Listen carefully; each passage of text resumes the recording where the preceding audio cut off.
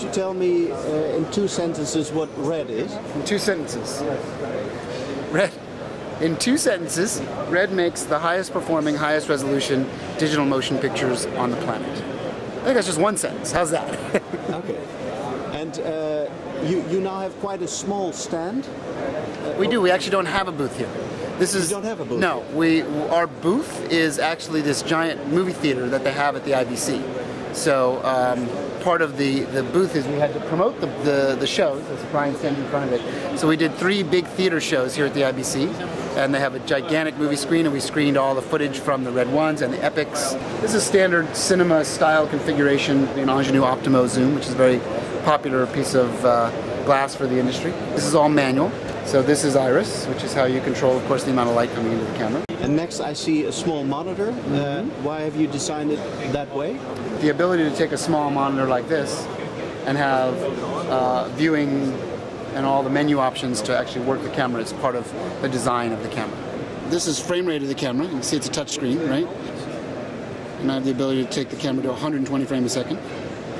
Most cinema product is shot at 24 frame or 25 frames a second. Yeah. So that's standard cinema. Okay. I can choose the amount of picture information I want in the 5K from widescreen for CinemaScope all the way to a 16:9 picture.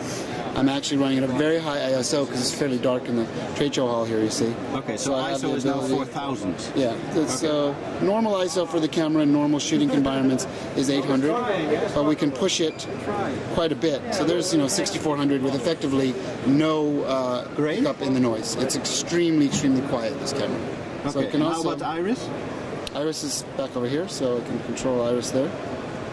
Okay, you do it in the on the it's an electronic lens, right? So, or you can do it over here too. I can control it off this pad. How? This wheel? Yes. But you don't have an EVF? We do. We just didn't bring one with us, but we have a small EVF that would mount on the camera as well.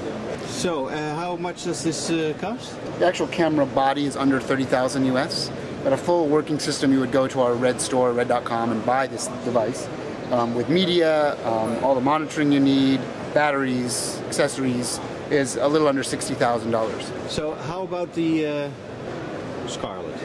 So the Scarlett is in development, still working on it. Don't have any timelines or deliverables. We've made sort of a strategy decision that the next time I talk about Scarlett is when I have something to ship. So no new news on Scarlett right today. Do you have a price indication? Nothing that I can tell you today. Yesterday a colleague told me under $6,000. But why is there such a huge difference in the price of the Scarlett and the Epic? So in terms of how we design our products, like this camera can't really be compared to anything else on the market. That is 4, 5, 6, 7, 10 times the price. The Scarlett will be another level of technology that we would deliver into the range of some of those products that cost $100,000 for a much lower price point. So everything we do is sort of very radical in its nature in terms of price performance. We like these cameras to go into a lot of people's hands. So this camera, while for a consumer you'd think, oh, well, $60,000 is a lot for an Epic, right? Yeah. But it's actually, that's why I was making a joke, it's free. It's actually so remarkably low cost compared to anything quality. That's actually less quality of our competitors. Yeah. Okay. And the new Scarlett,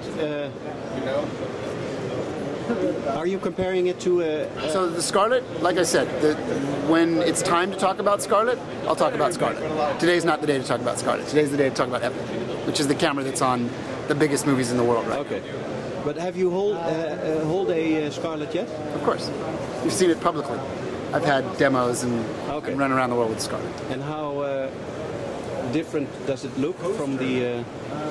It's roughly the same sort of look as an Epic. It's smaller, a little smaller, but about the same. Sort of feels and looks the same as an Epic.